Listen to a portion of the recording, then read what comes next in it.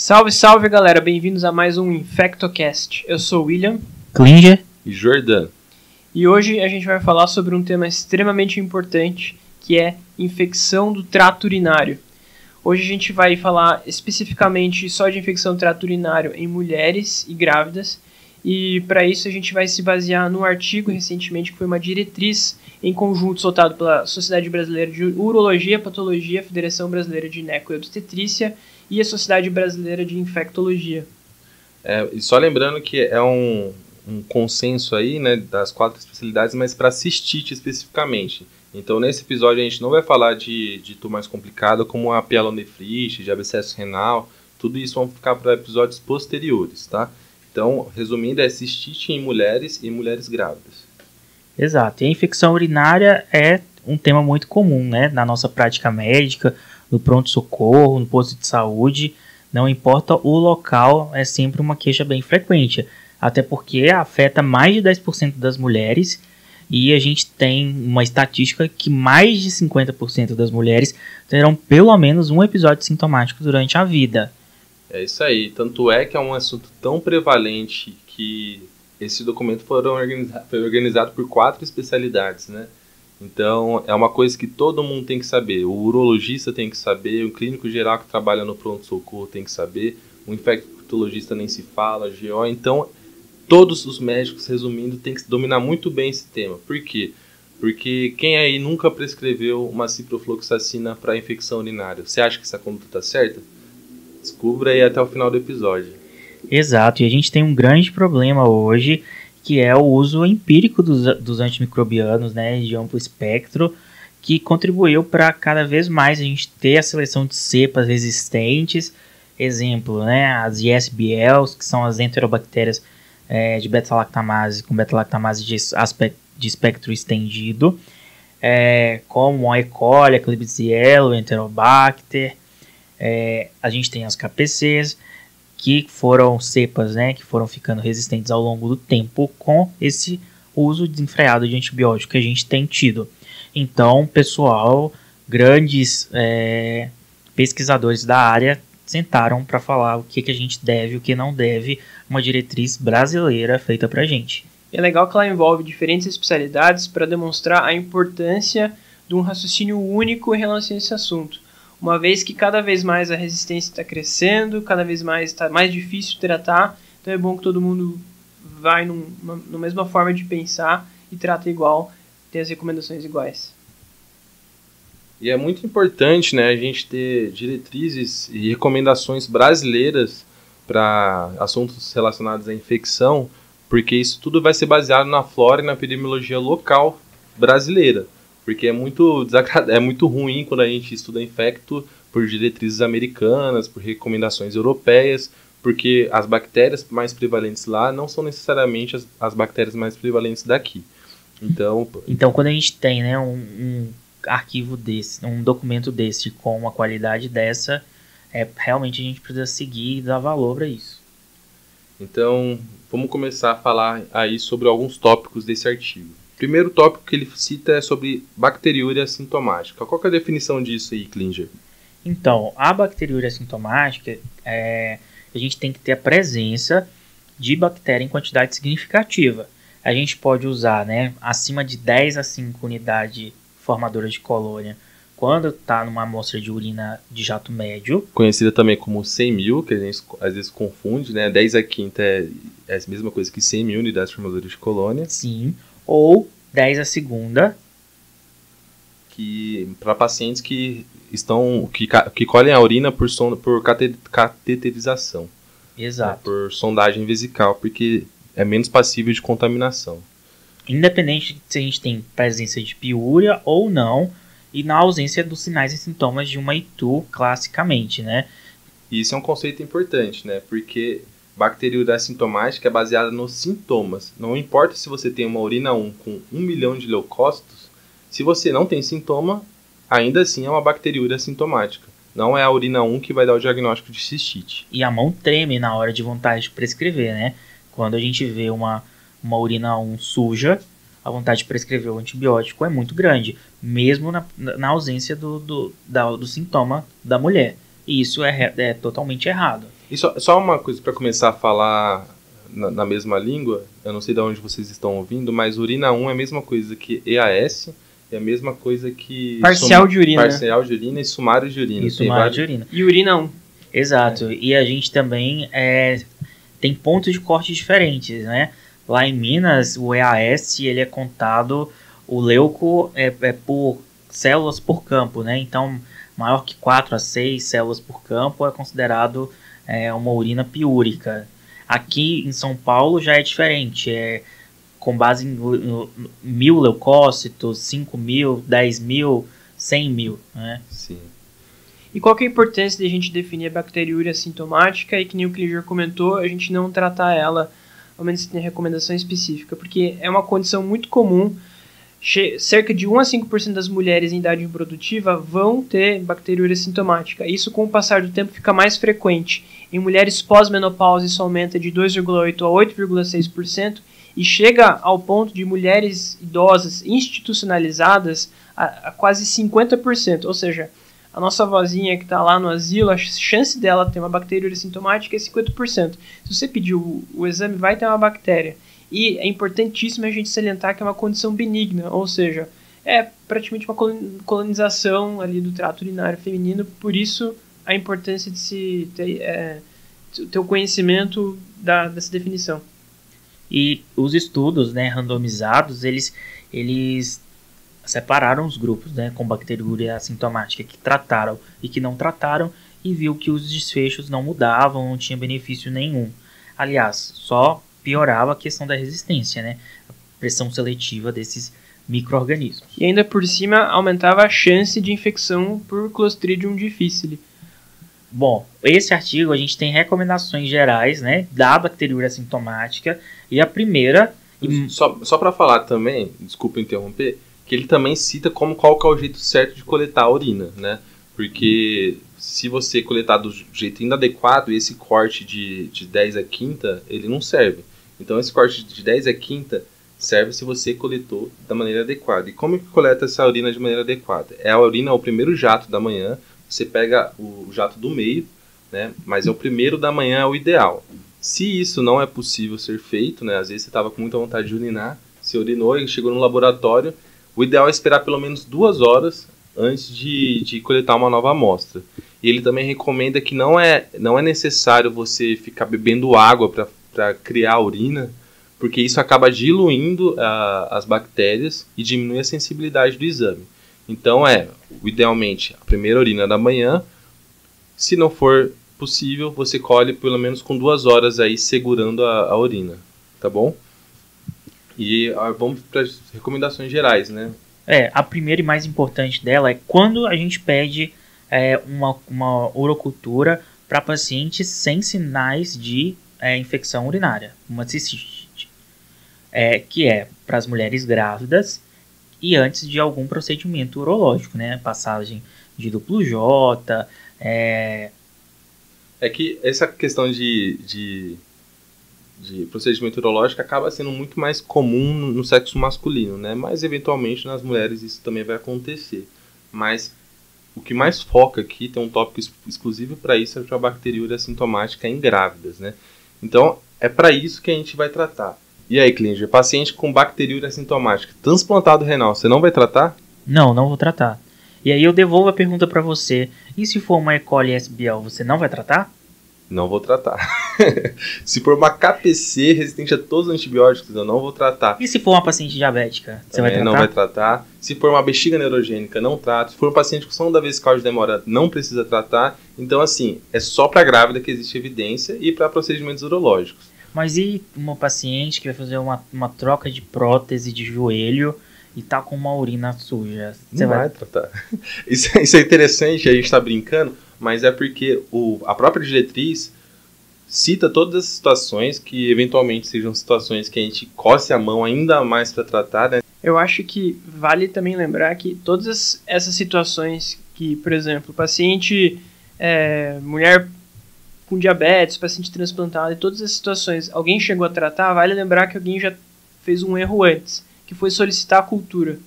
Então, só para salientar que o próprio artigo fala, você não precisa pedir urocultura em situações que, ao menos que estejam bem indicadas, que são mulheres grávidas, ou antes do procedimento urológico invasivo, como a gente já falou, ou o paciente tenha sintomas.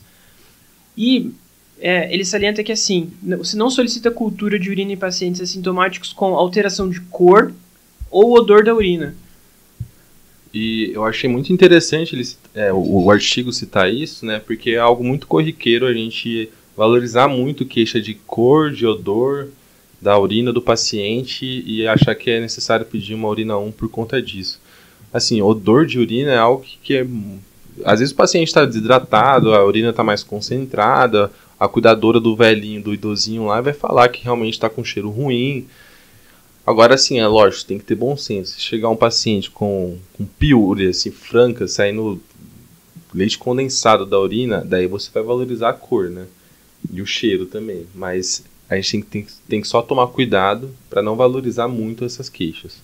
Mas e aí, o que a gente vai fazer, então, quando a gente está diante de uma bacteriúria assintomática numa gestante?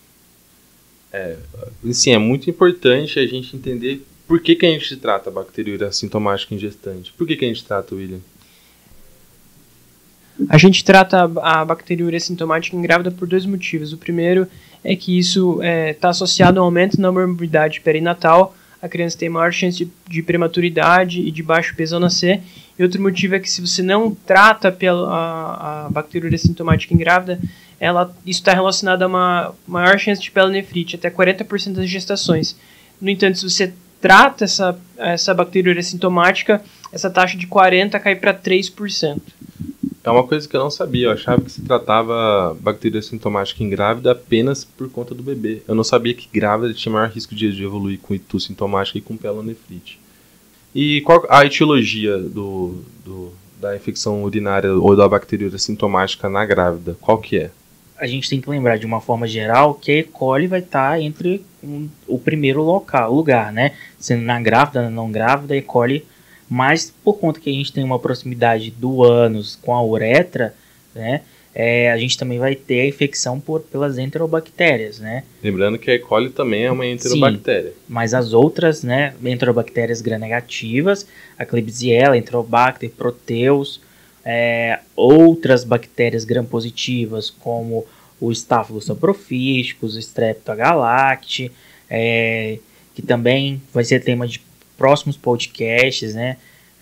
E assim, isso é não só para bacteriúria assintomática, quanto para itu em grávida e não grávida. Só para deixar isso bem frisado. O que tem que saber é que E. coli é a grande maioria, 80%. O resto, as outras enterobactérias e de vez em quando algum gram-positivo ali. O principal gram-positivo é o Staphylococcus saprofíticos. Acho que é isso o que tem que saber. Exato. Tem que cobrir gram-negativo para tratar a urina. E o documento, bem como o pré-natal, né, as diretrizes de pré-natal, elas tentam estabelecer protocolos bem certos de que você precisa rastrear essa bacteriúria sintomática no início e no final da gravidez, né? E se você tem um risco aumentado de infecção, por exemplo, uma gestante que é diabética, você pode aumentar a quantidade de vezes que você vai estar pedindo uma urina 1 e uma urocultura. Isso aí. E lembrando que o critério é o mesmo de bacteriúria sintomática também para grávida quanto para não grávida. E quais são os antibióticos mais usuais aí para infecção do trato urinário que grávida pode usar? Que a gente sempre tem que lembrar disso. E eu queria falar que isso é uma realidade que em muitos locais não é tão fácil. A gente pedir uma urina 1 e uma urocultura no pré-natal. Eu já trabalhei numa cidade assim que eu formei que não tinha como pedir urocultura no interior de Minas Gerais. Então... Aí você me complica. E o que você fazia lá? Você tratava empiricamente, tipo, deduzia que o paciente tinha bacteriúria? Xingava o gestor, né? É o mais certo, parabéns. Bom, na escolha do antibiótico, a gente vai sempre ver pelo antibiograma, né, o perfil de sensibilidade, e a gente tem que avaliar a segurança na gravidez. De maneira geral, a gente tem algumas opções que a gente vai ter. A clássica, né, em primeiro lugar, a amoxicilina, que a gente pode fazer de 500 de 8 em 8. por 7 dias. Vai ser um tratamento de escolha para quando a gente está pensando no estrepto do grupo B, enterococo. A gente tem também a cefalexina, que é uma outra opção de 500 mg de 6 em 6 horas por 7 dias. Uma opção também é a nitrofurantoína, que a gente vai estar usando 100 mg de 6 em 6 horas por 5 dias. Não é recomendada após as 37 semanas de gravidez. Lembrando também que a nitrofurantoína em pneumopatas a gente não pode utilizar. E uma grande salvação, né, que a gente vem tido cada vez mais adesão à fosfomicina, que é um antibiótico que não está disponível na rede pública, que é aquele envelope, né, que contém um pozinho que você vai diluir na água, tomar sempre à noite, né, depois que você urina a última vez antes de deitar, tomar meio copo de água filtrada com a fosfomicina diluída, e ela vai fazer uma ação, é uma dose única, vai fazer ação durante toda a noite, tem alta concentração na bexiga, no trato urinário. Excelente. Eu não sei porque as pessoas usam um pouco. Eu acho que é porque é um pozinho e as pessoas não valorizam um pozinho. Parece uma vitamina C, um sachêzinho de Eno, assim, mas é super bom. A excreção dele é praticamente 100% na urina, pouquíssimo efeito colateral, única dose e mesmo assim muito pouco utilizado. E a gente tem uma regra, né, que é 1, 5 e 7. 1 para fosfomicina, 1 dia de duração para fosfomicina, 5 quando a gente está falando da nitrofurantoína e 7 para beta-lactâmicos, seja cefalexina, seja amoxicilina. Beleza. E a gente tem que fazer uma cultura de controle, né? A urocultura de controle, nesse caso da grávida, ela é muito importante para ver se realmente a gente tem a certeza de que aquela bactéria ela foi erradicada. Então a recomendação é para que 2 semanas após o final do tratamento refazer a cultura, e se permanecer indicada, positiva, deve ser feito o retratamento. Perfeito. E mais alguma coisa aí de bacteriúria sintomática em grávidas? Existem alguns pontos assim que constantemente vêm no nosso consultório, né? Queixando disso. Algumas mulheres têm a questão da ITU pós-coito, relacionada à atividade sexual. A diretriz diz que a gente pode fazer uma antibiótico terapia profilática nesse caso. E se a gente tem mais de 2 episódios de bacteriúria assintomática, a gente também pode estar fazendo o tratamento profilático dessa infecção, dessa bacteriúria assintomática. E quando a gente vai fazer essa profilaxia relacionada à atividade sexual, quando a gente tem muitas bacteriúrias assintomáticas durante a gravidez, a droga de escolha é a nitrofurantoína, 100 mg ao dia. Tá, e agora a gente vai falar de cistite não complicada em mulheres não grávidas. Primeiro, em relação à etiologia da microbiologia, é a mesma em todos os cenários. Então sempre vai ser lá os gram-negativos que a gente já falou anteriormente. Vamos direto pular para a apresentação clínica. Apresentação clínica aí de tu, acho que todo mundo sabe, né? Me fala aí, William, qual que é o quadro clínico de cistite? Lembrar que geralmente o início dos sintomas são agudos, então de uma hora para outra a mulher começa a ter dor para urinar, que é a velha e boa disúria, aumento da frequência urinária, e geralmente uma coisa está relacionada com a outra, porque ela tem disúria, ela precisa urinar mais vezes, numa frequência maior, urgência urinária, que é a pressa em querer urinar, então uma coisa leva a outra, ela não conseguiu urinar, tem dor, precisa urinar mais rápido, dor suprapúbica ou uma sensibilidade na região suprapúbica, e até mesmo a hematúria são os principais sintomas.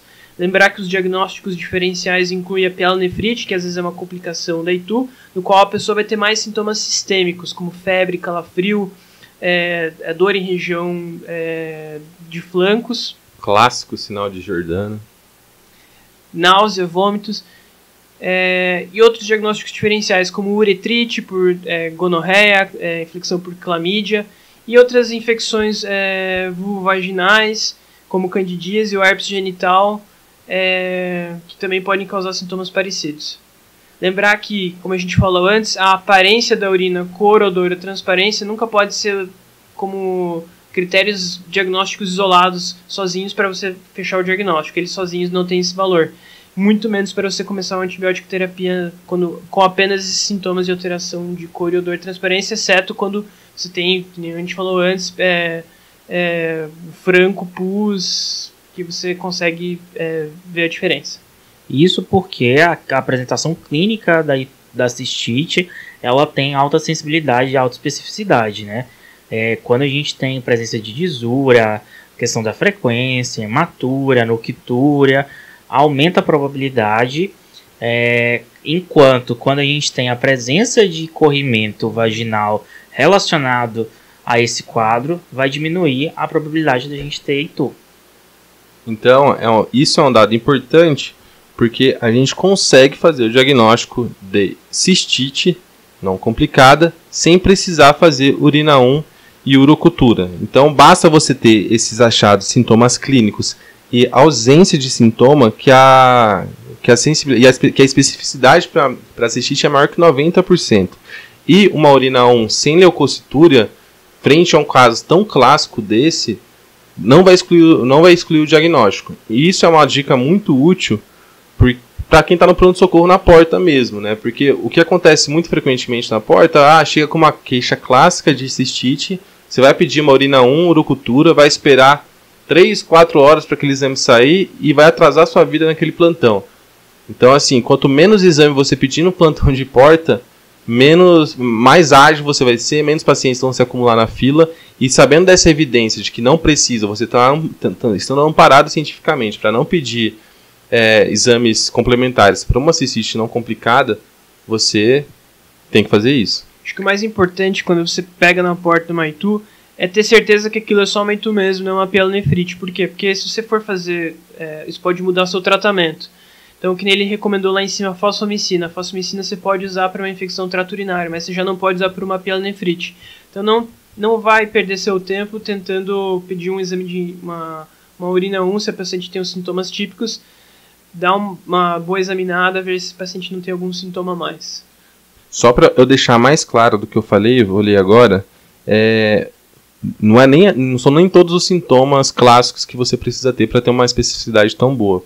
Basta você ter disúria e aumento da frequência urinária na ausência de corrimento vaginal, você vai ter a probabilidade de ITU maior que 90%. Então você não precisa pedir exames complementares nessa situação, tá bom? E a gente tem que também ter cuidado e saber quando que é necessário pedir uma urina 1 e uma urocultura. E quando que é necessário isso, Klinger? Então, a urina 1 e a urocultura a gente vai pedir principalmente na gestante, óbvio, nas mulheres com suspeita de pielonefrite aguda e naquelas que têm infecção recorrente, que o tratamento é feito recorrentemente, que a chance de você ter uma resistência bacteriana é muito maior. Quando a gente também tem sintomas atípicos, falhas terapêuticas e recorrência da ITU em 4 semanas após o tratamento, a gente também pode estar autorizado a estar pedindo a urina 1 e a urocultura para essas pacientes. Então, resumindo, é bom senso, né? Acho que se o paciente for liso, não tiver nada, você não precisa pedir exame, se tiver um quadro muito clássico. Agora, se for um quadro atípico, um paciente recorrente, grávida, situações mais aí, acho que dá para estender essa recomendação também para paciente, sei lá, imunossuprimido, que embora não esteja escrito na diretriz, vai mais do bom senso você entender que é interessante ter isolado a bactéria nessas situações. Exato. E quando a gente vai tratar essa cistite não complicada, uma opção, né, que a gente tem para diminuição da disúria é o Pyridium, né, que é a marca, né, nós não somos patrocinados, infelizmente, pela indústria farmacêutica, mas a fenazopiridina, 200 mg 3 vezes ao dia por até 48 horas, é uma boa opção para diminuir a disúria dessas pacientes. Em relação ao antibiótico, quando pudesse ser guiado, sempre a melhor opção, né, pelo antibiograma, e quando não puder ser guiado, a gente vai utilizar o tratamento de primeira linha, que a diretriz traz para a gente na cistite não complicada em mulheres não grávidas, primeira opção, a fosfomicina, 3 gramas dose única, um sachê, igual a gente tinha comentado, ou a nitrofurantoína, 100 mg de 6 em 6 horas por 5 dias. Como alternativa, já uma segunda linha, a gente tem o Clavulin, né, a amoxicilina mais clavulanato, que pode ser 500 mais 125 de 8 em 8 horas, ou 875 mais 125 de clavulanato de 12 em 12 horas por 7 dias. Uma outra opção seria a cefuroxima 250 mg de 12 em 12 horas por 7 dias.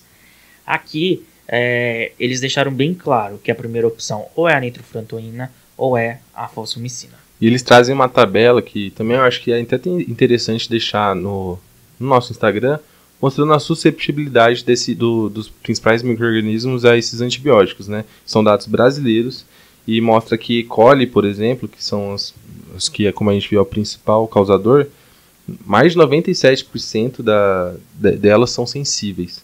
E a nitrofurantoína, mais de 94%. Então, assim, pode ficar seguro e tratar empiricamente que a chance de você acertar é enorme. E aí uma coisa muito interessante, que é uma revolução, que muita gente ainda não sabe, não está atualizado nisso, é quanto à não recomendação das fluoroquinolonas no tratamento das cistites, né? Então, quando a gente está falando de norfloxacino, ciprofloxacino, levofloxacino, a gente tem alguns problemas. Primeiro é o aumento da resistência a esses antibióticos, essa classe de medicamento. E o segundo ponto é os efeitos adversos graves que a gente vem sendo relatado e que as quinolonas elas estão sendo reservadas para grupos específicos. Então a gente vai ter desde tendinite, ruptura de cordão, fraqueza muscular, tem a questão neurológica, que a gente pode ter neuropatia periférica, disfunção autonômica e cognitiva, convulsão, demência, distúrbios psiquiátricos, a parte cardiovascular, que a gente vai ter ruptura de aneurisma de aorta, arritmia, a parte metabólica, que vai ser as desglicemias, tanto levando a hipo ou a hiperglicemia.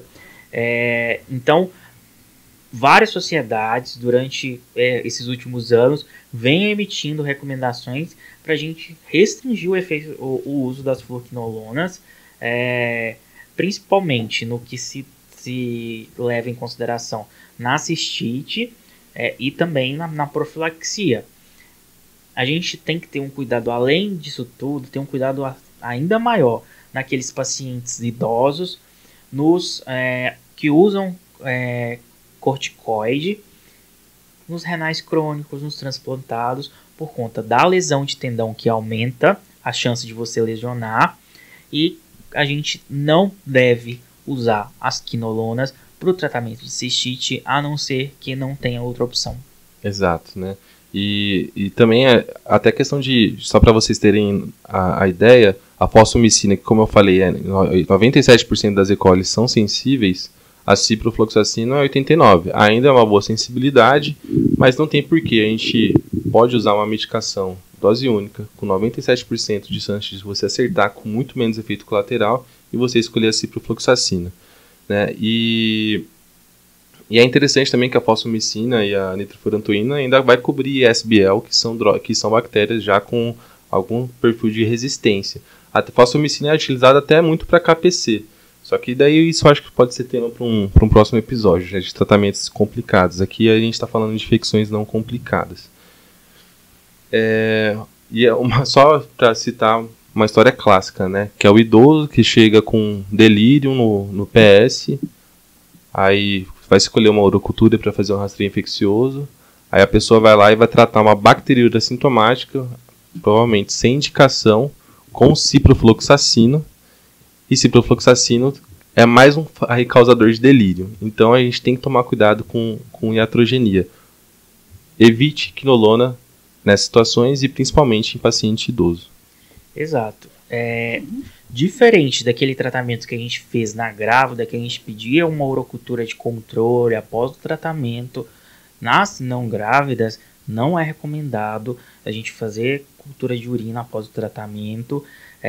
E o nosso critério de cura vai ser utilizando o quadro clínico. A mulher melhorou a dor, melhorou a disúria, melhorou o quadro clínico dela, a gente está considerando como curado.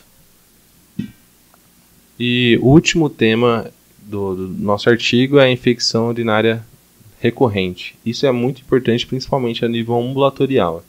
Fala aí, William, qual que é a definição de infecção do trato urinário recorrente, cistite, né? A infecção recorrente do trato urinário é definida como pelo menos 3 infecções em 1 ano ou 2 em 6 meses, sendo que em cada episódio o paciente deve ter os sintomas agudos e deve ter comprovado a sua bacteriúria.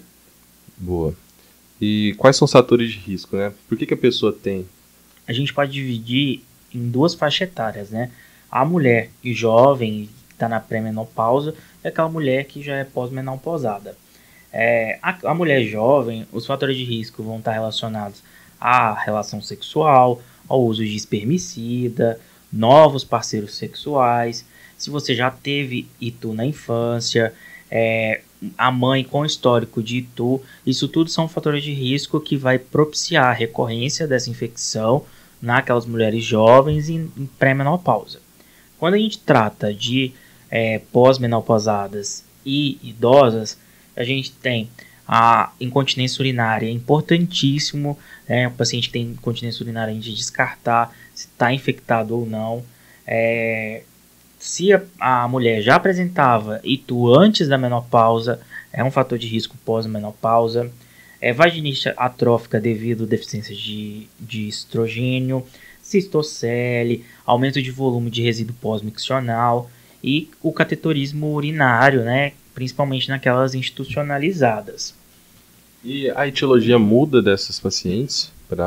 Quando a gente está falando de infecção recorrente, as espécies não E. coli é maior do que quando a gente está falando de infecção esporádica, né, não recorrentes.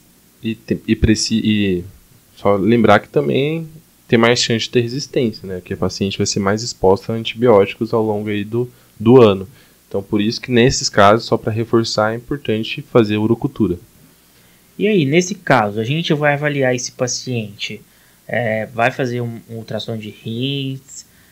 Como que é a nossa propedêutica no que se trata de infecção recorrente? Você só vai fazer um exame de imagem com ultrassom se a paciente tiver alguma condição associada como uma nefrolitíase, uma obstrução ou um câncer do trato urotelial, uma suspeita de alguma coisa que estivesse obstruindo de forma anatômica. Caso contrário, não precisa. Lembrar que sempre uma boa história, e um exame físico adequado vão ser sempre a nossa ferramenta diagnóstica desses casos. Tá, a gente precisa fazer um screening desses pacientes, coletar umas uroculturas aí esporádicas para ver se vai estar criando resistência nesses pacientes que tem vários episódios por ano? Não tem indicação. É como se a gente estivesse pedindo uma cultura para um paciente uma bacteriúria sintomática. Quem já viu que não se pede só naquela situação, né? Exato. Não rastreie, não trate. Você só vai pedir se o paciente tiver sintoma. E nesse caso você não vai estar rastreando. Você vai tentando descobrir qual que é a etiologia de um paciente que você inclusive já diagnosticou.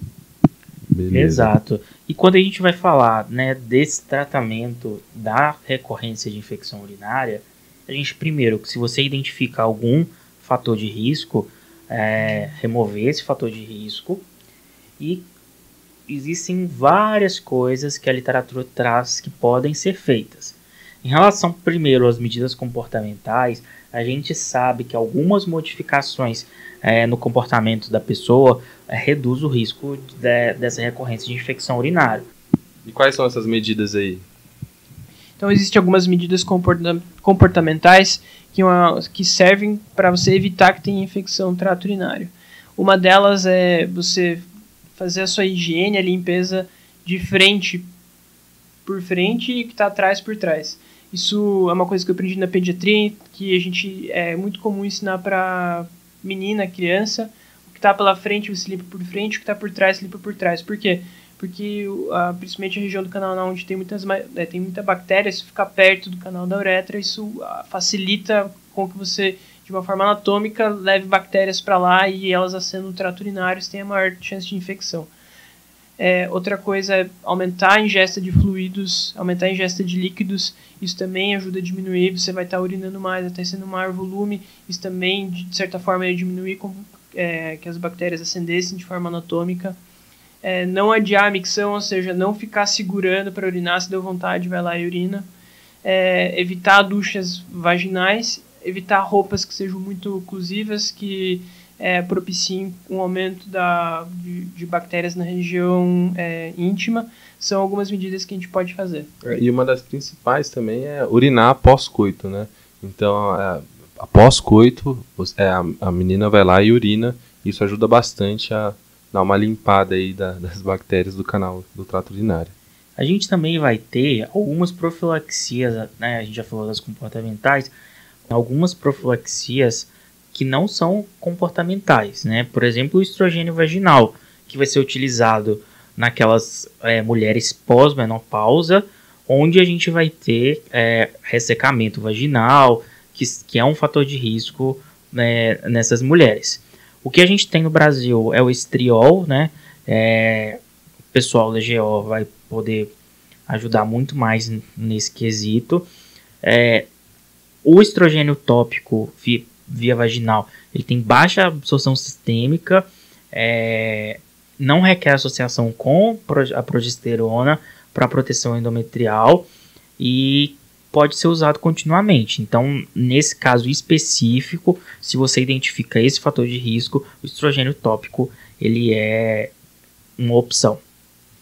Existe também o famoso oxicoco, que é o uso do cranberry, que ficou popularizado principalmente nos Estados Unidos, que se começou a acreditar que esse suco poderia também servir de forma profilática.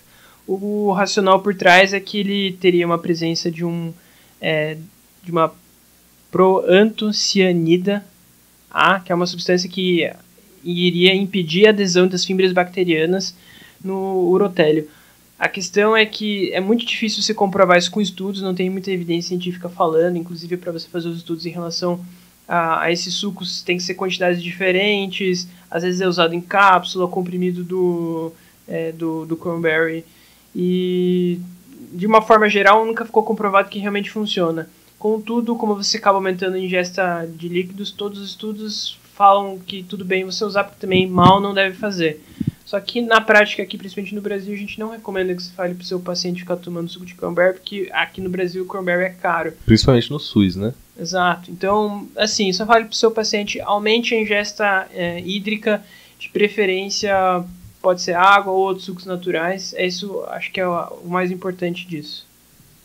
E o artigo também cita outras coisas aí que também não tem uma evidência científica, né? Fala de imunoprofilaxia, com a OM89, que é uma imunoterapia oral com vários fragmentos de cepas de E. coli, que você vai dando cápsulas por vários dias, só que também é carente de evidência científica de que isso previne ito recorrente. E outras situações, como o uso de metenamina, terapia com ervas, uso de probióticos, de lactobacilos, tudo isso não tem evidência, tá bom? E aqui a recomendação, assim, a diretriz, né, não recomenda. E medicamentoso, a gente vai poder usar duas drogas principais, que é a fosfomicina e a nitrofurantoína. A fosfomicina, a gente vai fazer um sachê a cada 10 dias, e a nitrofurantoína, o regime de 100 mg ao dia, um comprimido ao dia. Vale lembrar que esse efeito, essa profilaxia só vale enquanto você tomar a medicação. Quando você para de tomar a medicação, não tem mais esse efeito. Uma outra opção, né, em vez de ficar fazendo uso contínuo, que no caso da nitrofurantoína, por exemplo, seria fazer o uso pós-coito. Existe a possibilidade de quem tenha essa relação muito íntima com a infecção do trato urinário pós-coito, pode tomar um comprimido de nitrofurantoína, 100 mg, logo após o coito. Isso é bem efetivo, você vai expor menos a pessoa ao uso crônico de antibiótico. Então, se existe essa relação, é uma boa opção também. Bom, e também lembrar que a nitrofurantoína, quando você usa ela por tempo prolongado, existe, né, o risco de você causar uma pneumonite medicamentosa E esse risco ele aumenta proporcionalmente com a idade e com a disfunção renal das mulheres. Bom, eu acho que é isso. Acho que de highlights a gente pode enfatizar o que mudou, né, nos últimos anos, né, principalmente com a retirada das quinolonas do arsenal terapêutico, ficar muito atento com a questão do diagnóstico, de quando pedir cultura, da grávida, e esses macetes que a gente vai pegando durante a vida, né? Sim, isso aí é muito importante, né? Não usar quinolona. O que eu acho que é importante também é que não precisa fazer exames invasivos para paciente com intuito de repetição, com cistite de repetição. Não precisa ficar fazendo ultrassom, cistoscopia, pensando em disfunção anatômica, porque a grande maioria das vezes é mais por mudanças comportamentais e existem várias opções aí de profilaxias que a gente citou. Então a gente só vai pedir esses exames mais invasivos em situações mais especiais mesmo. E você quer dar algum recado aí, William? Eu acho que é isso. É importante tirar uma boa história, saber indicar quando a gente vai pedir ou não os exames são fundamentais. É isso aí. Tchau. E até a próxima. Valeu, gente. Falou, gente. Tchau. Falou!